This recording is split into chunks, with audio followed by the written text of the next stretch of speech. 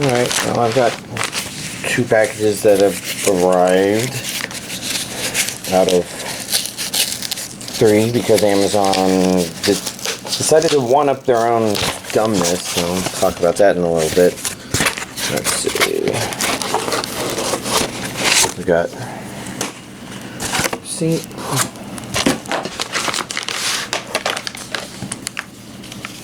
No stickers or anything there. Then we got this, which I think these came out last week, but arrived a day later. Amazon is getting kind of iffy with that. Maybe it's Black Friday shit. Like the stuff, some of the stuff that's gonna arrive today. Well, 4 of those things got canceled, and they're getting canceled according to Amazon. That's a very what the fuck piece of shit right there. Like, they're not saying they're gonna send a new one out, they're just saying it's done. Anyways, and then a handful of other stuff that will arrive tomorrow. Anyways, Lupin the Third, Blood Seal of the Eternal Mermaid on DVD. I do believe a Blu-ray version came out. Audio, English and Japanese. It's DVD. Let's get into it.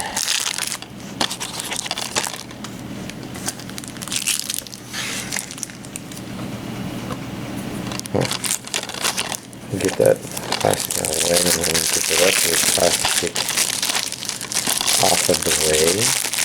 Why did I put it over there? I usually just throw it on the whatever. Yeah.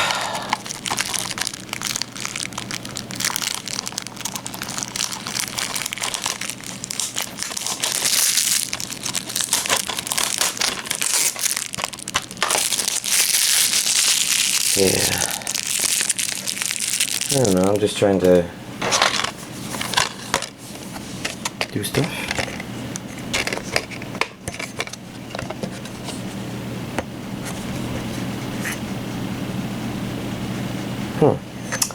We got the DVD here with the smaller version of that picture. Yeah, that's pretty cool. Next up we have Harukana Receive. Maybe a volleyball. But we're going to first take this sticker off to look at any sexy, I guess, any part. They're not wearing much. I mean, it's one of those funny things where, you know, swimsuits are really not that much more than underpants. Which I'm pretty sure was pointed out in at least one anime I've seen. Yeah, that came off nice and clean. I don't even feel any residue. Might have been hint amounts.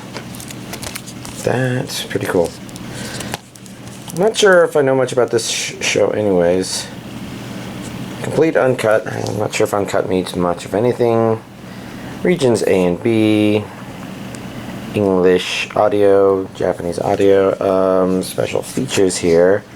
Promo videos, commercials, web previews, textless openings and closing. You know, the good usual stuff.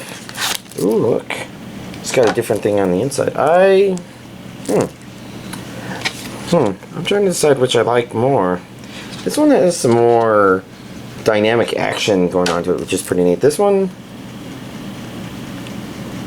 feels like a good album cover, maybe? Except, of course, you know, they're on the beach, and that's a beach ball. Oh, look, we've got a spiker. I'm not sure if that's what she does. But it is kind of interesting that this shows up, and I'm thinking of that terminology. This is beach volleyball. I think maybe that's a different name. Because I was thinking Haikyuu. That was Haikyuu Season 3 was one of the things that was supposed to arrive. DVD and Blu-ray versions. I don't know if it's the full Season 3 or Part 1. But these are the same as those.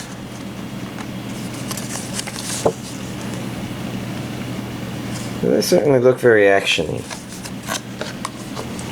Definitely piques my interest a bit, because, you know, this could be just a fan service anime, but it could also be good. I don't know. But this one would probably be the one I'm more interested in this week. Season 1, Part 1. So I have to decide if I'm going to watch it or not. And this is the limited edition version. And I always assumed this was the reason it took so long. Limited edition with exclusive Rat and Ox Zodiac figures. Interesting. Oh, look at here. I see a region A and a region B. An English dub. Basically, I remember enjoying the old Fruits Basket release. I know that there were some aspects of it that were maybe slightly inaccurate in relation to the manga. Oh, yeah, see that comes off, and you got our three main characters.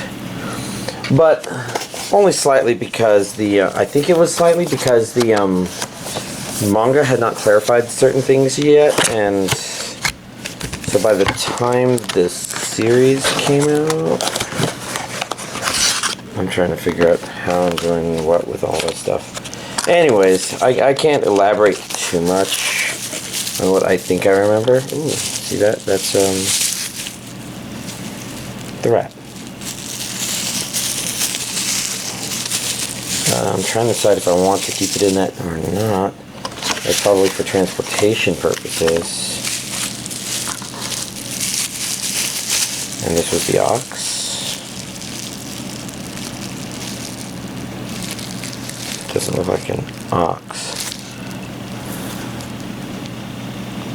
Rat and ox Zodiac figures.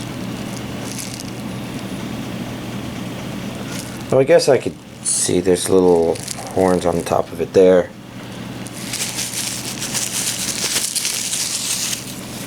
And this is, of course, Onigiri. It's very happy to see us. And this, that's right, I think this is kind of why it's called Fruits Basket. It's been a while. That's part of the reason why I'm interested in this is, you know, rewatching it would be kind of neat, and there's nothing else in here. I'm actually going to toss that, because I'm not going to try and put all this back in there. It was a rather fragile box in the first place. 3 art cards, Onigiri figurine, stand for figurines. I suspect that's this. Man, I'm having trouble getting this plastic to start separating.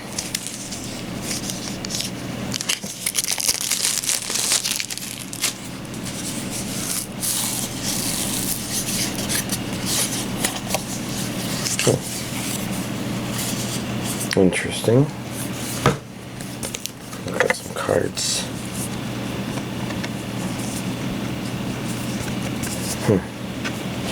Well, beloved shoujo series in a brand new anime adaptation. See the full story as the manga intended. And that's one reason I'm interested. I want to see where it goes, what it really does. The final confrontation, I think, was not bad, maybe not incorrect, but maybe very centric to the original show. Interesting.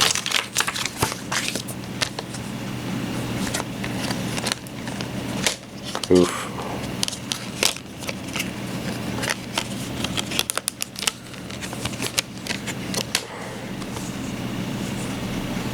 Alright, now I'm beginning to remember some of these characters.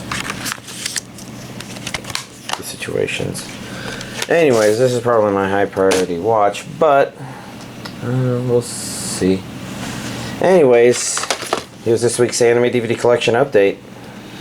So, I didn't watch a whole lot of anime this past week. I finished Restaurant to Another World. You know, I had watched the first disc, so I watched like 3 or 4 episodes on disc 2. You know, it's more of the same. You know, I think if you had enjoyed it up to that point, you know, you'd probably continue enjoying where it went from there. You know, explored more dishes, more interactions, sorts of stuff. You know, it contains some of that same stuff. It contains a really good example of the lack of confrontation thing in there, where it even sets up something where there could be confrontation, but it has to make sure we know that there isn't, by having a character perform some exposition that doesn't make sense. But it's information that we, the audience, would need to know, and basically it has to do with when the fairies try the restaurant out, or rather the fairies we see try the restaurant out. They established that the queen of the fairies is going to be the one to try the food first, and their way of expositioning why it makes sense for her to go first is to have somebody say, "Oh no, queen, you can't. What if it's poison?" And the queen says, "You know my magic makes me completely immune to all forms of poison."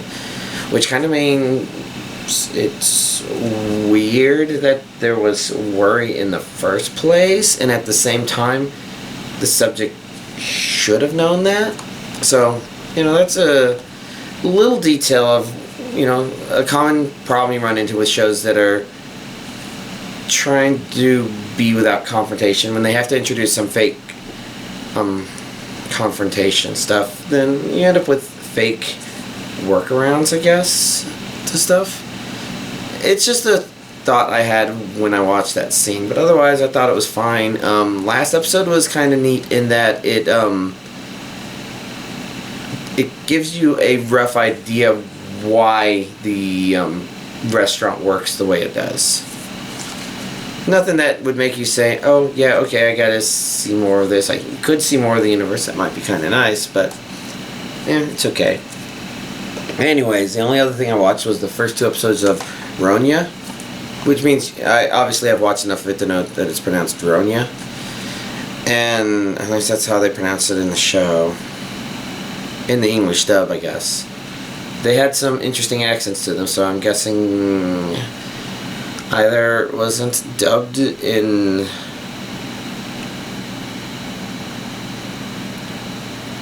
Well, obviously it wasn't dubbed here in Texas at Funimation Studios or whatever, which I think a lot of Funimation's dubbing happens at. But it has a lot of accent to it.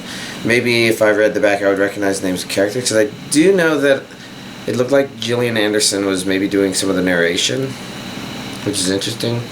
Anyways, I intended to give this anime a full 3-episode thing. I just have been distracted trying to do certain other things, which I'll talk about in a little bit, which isn't a big thing. It's just like, I wanted to watch 3 episodes to give it a 3-episode chance, because with the first 2 episodes, I'm not sold on anime. I'm not sold on... I don't think it's bad. It's just that it hasn't done anything to make me say, okay, I'm invested and curious to see where this show is going, because it's very Studio Ghibli. And, this, if you don't look too closely, it looks, oh, wow, Studio Ghibli animated TV series. That's kind of cool. But it's really a CG animation. And it's not bad CG, per se. But it is obvious CG, if you kind of understand what I'm talking about. Sometimes you watch a show and you can still watch it just fine. I'm trying to remember the name of that show. I think some of the Netflix shows, the Netflix anime shows. Knights of Sidonia is probably like this, but since I haven't seen it, I can't say for certain. So I'm trying to remember that one with the shadow people. Or the people with shadow people powers, or something like that. And the name is escaping me. Maybe something like that would be comparable to what you see here. I'm trying to think if King of Thorns was an example, but probably nobody watched that, and King of Thorns might have been the kind of show that you aren't paying a lot of attention to the character animations, whereas this one is very Studio Ghibli, and the character interactions is supposed to be the selling point, maybe, or maybe at least early on it's supposed to be. You're supposed to enjoy some of the homeliness of all the characters and interactions and stuff that's going on despite this scenario, and it definitely feels Studio Ghibli like that. I think this one was actually directed by Goro Miyazaki, which I think is Hayao Miyazaki's son, and I know he directed Tales from Earthsea, which definitely had some issues with it. There was neat material there, but something was kind of off about it all, and I'm not sure that this is comparable because it feels like there's many different kinds of branches that you'll find coming out of Studio Ghibli, and this is definitely one of those homely people hanging around sort of things, at least for the first couple of episodes. Now, at the end of episode 2, despite the name making me think that the event would happen sooner, episode 2 sets up Ronia going out into the forest for the first time on her own, which is a little weird because it doesn't strike me as the way you would do a whole lot of that stuff with raising a kid. Which makes me wonder if that's an artifact of the original story being kind of weird, or something that's introduced here, maybe events not in quite the right order.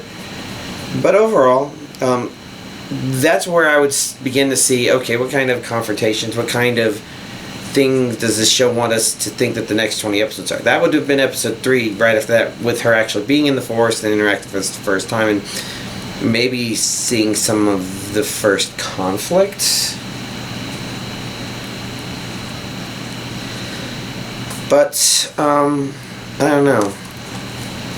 It's not that... I'm probably still going to try to watch the 3rd episode, and if I'm not sold on, oh, I absolutely have to watch this, I might move on to Fruits Basket. But, I don't know. For the most part, my goal this past week, I've had goals that are more VRChat Avatar related. Part of it is picking up slightly new projects that required a little more polish, others that were nearing completion but needed more attention, and then of course we're getting close to the end of November, so I needed my own Christmas avatar. And I'm right now maybe trying to put together a Christmas avatar for somebody that's, well, I don't know what all we're going to do with it. But I guess some of the goal will be to take that animation I worked on for my avatar and make it where I can put that in a prefab so I can easily move all the components needed to make it work between avatars if I need to. Because I've never tried to do that before, and that sounds like a fun thing to try to do. Anyways,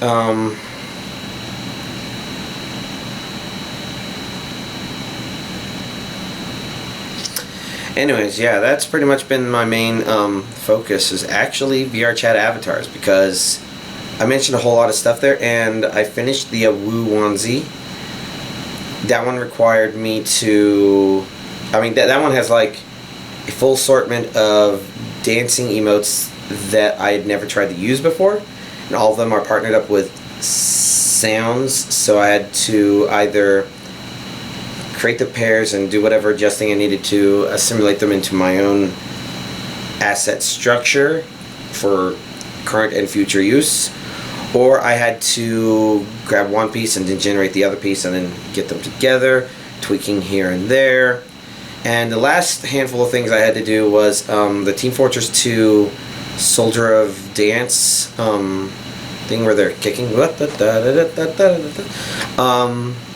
You know, I had downloaded an animation and a sound of that from VRC mods, but it was only, well, the sound file was only like 15 seconds, and the animations were anywhere between 11 to 15, with most of them being 11 to 13, and the heavy being 15 seconds. So it was clearly designed with the heavy in mind, whereas I have an opposite approach where I need to find out what the length of music I want, and I need to make sure the length of that animation is that. So I had to, you know, duplicate that. That's not a hard thing to do. It's just, you know, there's a big list of things that sometimes take time, because the way you copy and paste animation keyframes is kind of slow in Unity. I say keyframes, I should just say keys. And let's see, I also wanted to try and figure out how to get the fur shaders I have to work, because the onesies, if you don't know what a onesie is, it's basically a single suit pajama, or a one-piece pajama that kind of covers the whole body, foot to head usually. This one is very, it looks like a fox girl, and it kind of is a fox girl under there because she has ears that you can control, and it has a tail. And I didn't make it, right? I got the onesie from VRC mods, and I've made a couple slight modifications, but I never had the original shader for the tail working quite right, and I wanted to see what I needed to do to make it work with a fur shader that I could figure out and play with. See, there's stuff you can buy that seems to be pretty good, but the problem with those is I definitely see some reviews that kind of made me realize, because I don't know exactly what I'm doing when playing with them, if I buy them, I might find they don't quite do what I need them to do. And that's a really hard dilemma to work with. So first you try the free options that are out there. And I ended up with finding the Unity Fur Shader on GitHub and trying that out. And then once I figured out what settings work for that, I realized the other one that I already had is probably actually a copy of the Unity Fur Shader. I was able to get that stuff working, and I took another fur pattern from something else and used that, and it actually looks pretty good. I don't know if it looks particularly better, but now I kind of realize what sort of settings I need, and I've got a nice fluffy looking tail on that character. And so, like, learning to play with new tools takes a while. Creating these animations does. It has the Ricardo dance, and the issue is I have a Ricardo dance animation, and I had the wrong music. Not that the other music syncs up with this animation pretty well either, because this animation seems to be just a full thing as opposed to a throwing Ricardo, I think it's Ricardo Milos or something like that, at you. If you don't know who he is, he's basically a male exotic dancer. And I thought he was well known, but I don't know how well known he is outside of VRChat memes. But, You Got This was a song I remember singing with that, and that one actually comes when images are being flashed at you pretty rapidly, which can be funny. But the standard dance is actually, I don't remember the name of that song. I finally got the name of that other song, and I was able to say, okay, I need to chop a little bit of the beginning of this animation off so it just begins dancing, and then do it to the right kind of music, Lupin. That's working fine. But it took a little bit. And then sicko mode, which there's a prefab on VRChat mods to do it. It's just that the instructions are a little more vague than I think the writer thought they were. And at the same time, the way it's set up is definitely not the way I would set up animations. A very bad way to do it, I would say, because I would think that some of those ideas there would, well, maybe they were going for that, but the issue is basically I wanted to turn it into, oh gosh, excuse me, an emote animation, and I also want to make as much of it Quest compatible as I can. Even though this is sicko mode we're talking about, it is a garbage meme. It is kind of amusing, but at the same time, garbage meme. But, all that stuff just for one avatar. And then that was where those four things were the things I hadn't started finishing yet for it in order to finish touching everything up. And I wanted to do those, but before I could do those, I had to finish Christmas avatars because we're getting close to the end of November. So I have another onesie, a simple blue one I have for somebody, and now I have to go back and put proper fur shaders on the tails now that I know how to do that. But short term, the idea was to take it, Christmas hat, Christmas present that can appear in the hand. But the main thing that was causing that to take time was I put a Christmas light wrapped around the body, kind of hanging down like that. And that requires you to construct the Christmas wire, which takes a while, and then place all the lights, and there were 108 of them to place, and I've been working on it for a little bit, but I finally got really close going into the weekend, which is when I normally have time to watch stuff. So I really finished it, and then I could start working on my own Christmas avatar, which is basically just a red version of my avatar with a Santa hat, but I wanted a special animation that I created for it, and I managed to do that. And now, and because I did that, I also got to the Awoo onesie and finished that one. except of course the sicko mode particles, which I could see argument for not copying them over. I have not yet put those on the Quest version of it, so it just does the animation where it's doing the slow walk and growing. But I want to add the eye glows at least, because that's kind of cool. If not the particle effects, which are definitely noisy. Really, really noisy. Yeah, I'm going to figure that one out. But even though all that stuff's finished, so one of my VRChat friends goes by the name Super Sonico, and they don't have a whole lot of Super Sonico avatars. And they had one that they really liked that they were using here and there, but it disappeared, was taken down, the person uploaded was banned. I don't know. All I know is they no longer have access to it. And I managed to take a look and say, oh look, here's an MMD model of Super Sonico, and here's the password. So I can start uploading that. And I uploaded one really quick last night because I had plenty of time between waiting for Unity to finish calculating a copy-paste of animation data. It's not very efficient at all. So while I was doing that, I was able to play around in Blender with, okay, boop, boop, boop, boop, boop, boop, boop, boop, boop, boop, boop. Let's touch up this MMD. And, you know, pretty well put together. The only issue I've encountered was at the eye tracking. So normally the eyes are polygons kind of on the surface. The whites are in the back. So, you know, it's doing whatever tricks it's doing. But whenever the eye would turn left, right, up, or down, the top parts would click behind the white part. I had to ever so slightly move the eyes out. You can still close the eyes, no problem. But you know, it still required a little bit of tweaking. And after I put that together and Sonico saw my holiday animation, they want one, but it doesn't make sense to give it to them without a holiday avatar. So I'm seeing if I can throw something together. Because this pack of Sonicos has Sonico in a cheerleader outfit and then like 4 variants of Sonico in bikinis, which are all pretty much just retextures, recolors, whatever. Retextures. So I'm going to maybe make a retexture of my own that's Christmas themed, but also add some stuff onto Sonico. And I've maybe got that stuff on there. I just don't know, when I try that out, is it going to work correctly in full body and all that stuff.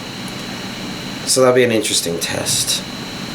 But I'm probably not going to do that test tonight. Tonight I'm probably actually going to try and play something on the Switch, because my brother and his girlfriend, I guess, who comes with him here, they're out of town for Thanksgiving reasons, and I can't think of anything Thanksgiving related I could do for Twitch stream that would make a lot of sense.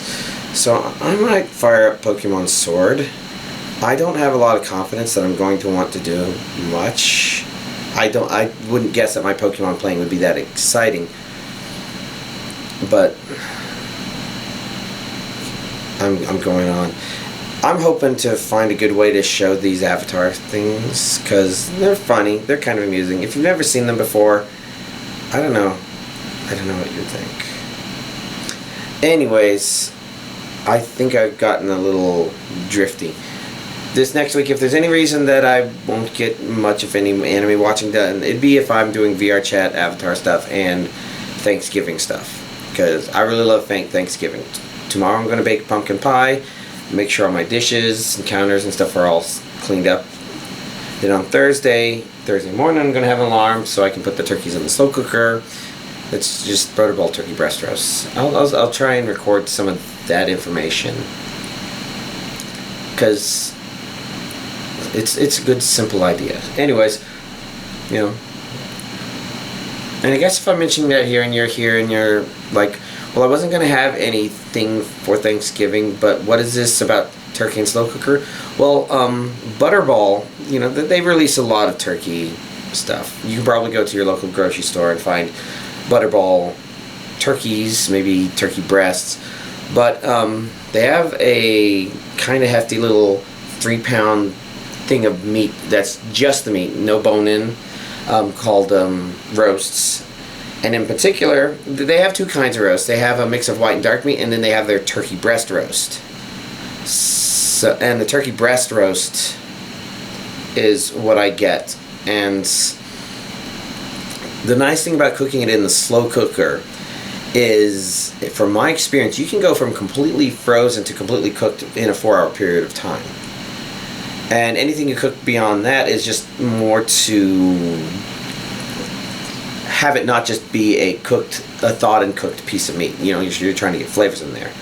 So, and slow cooker's really good. You just basically put it in there, put the stuff you need, and if it's good at 4 hours, then at 8 hours, it's definitely good. And at 10 hours, and I go for 10 hours, then it'll be everything we ever wanted.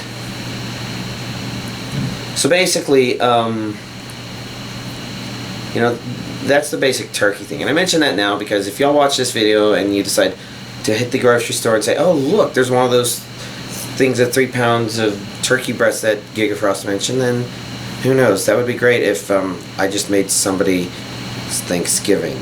But I'm not needing to. I already had a good chance for that because my company did something we call Community Connect, where we go out into the, you know, we were sent to various areas in Austin where we're given a list of things to do and money put on a card to do it with. And the entire idea is to help us understand our customer base more by having us be out there. So like, I was in a part of Austin where you know, there wasn't even an H-E-B. And for those of you that don't live in Texas, H-E-B is basically the big Texas grocery store. What we ended up doing was we found a small-ish Mexican supermarket. Poco Loco, maybe?